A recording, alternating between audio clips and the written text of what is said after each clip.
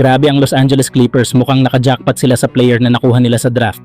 Si Baba Miller, ang 22-year-old na 6'11 forward mula sa Spain at kababayan ni Adaymara ng Oklahoma City Thunder, ay napili bilang 36 overall pick sa 2026 NBA Draft.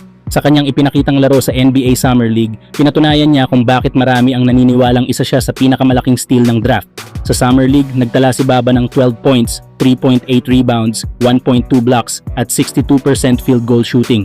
Bukod sa kanyang impressive na stats, kapansin-pansin din ang kanyang athleticism, haba ng katawan, finishing sa rim, defensive versatility, mataas na motor, mahusay na passing at shooting potential. Mga katangiang hinahanap sa isang modernong NBA forward. Ang kanyang playing style ay may mga elementong nagpapaalala kina Kevin Durant at Giannis Antetokounmpo. Sa taas niyang 6'11, kaya niyang magdala ng bola, umatake mula sa perimeter, tumapos sa loob, dumepensa sa iba't ibang posisyon, at may potential pang maging consistent na outside shooter. Hindi ito nangangahulugang maaabot niya ang antas ng dalawang superstar, ngunit kitang-kita na napakataas ng kanyang potensyal. Parang nangyari noon sa Milwaukee Bucks kay Giannis Antetokounmpo.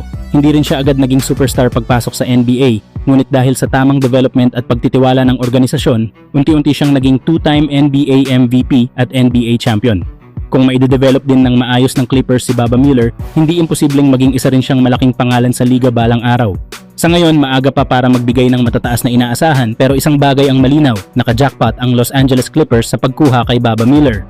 Kung magpapatuloy ang kanyang development, maaari siyang maging isa sa pinakamalaking steals ng 2026 NBA Draft at isa sa mga susunod na rising stars ng NBA. Kayo mga idol, ano ang masasabi ninyo? Sa tingin ba ninyo ay magiging future star si Baba Miller sa Los Angeles Clippers? Samantala, patuloy pa ring naghahanap ang Los Angeles Lakers ng paraan para mas palakasin ang kanilang frontcourt kahit nakuha na nila sina Walker Kessler at Kevin Looney ngayong offseason.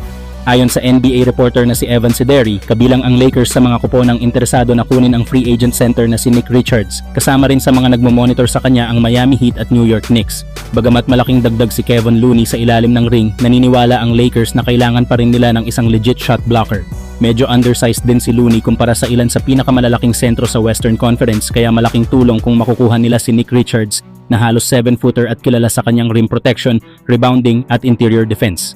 Ang magandang balita para sa Lakers, handa umanong pumirma si Richards sa veteran minimum contract, kaya hindi magiging mabigat ang magiging gastusin ng kuponan kung sakaling matuloy ang kasunduan.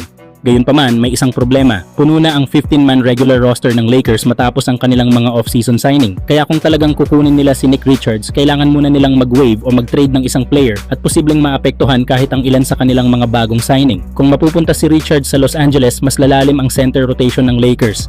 Magkakaroon sila ng isa pang maaasahang rim protector na kayang humarang ng tira, dumepensa sa paint, kumuha ng rebounds at maging insurance sakaling magkaroon ng injury ang kanilang mga big men. Sa isang matinding Western Conference na punong-puno ng malalaking sentro, malaking bagay ang pagkakaroon ng isa pang legit na 7-footer na handang gawin ang maruruming trabaho sa loob.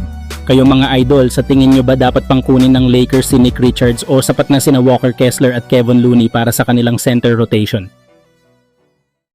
But ruling on the floor is good basket by Richards on the follow jam. That's a tough finish right there. Ruling on the floor, successful 2-point.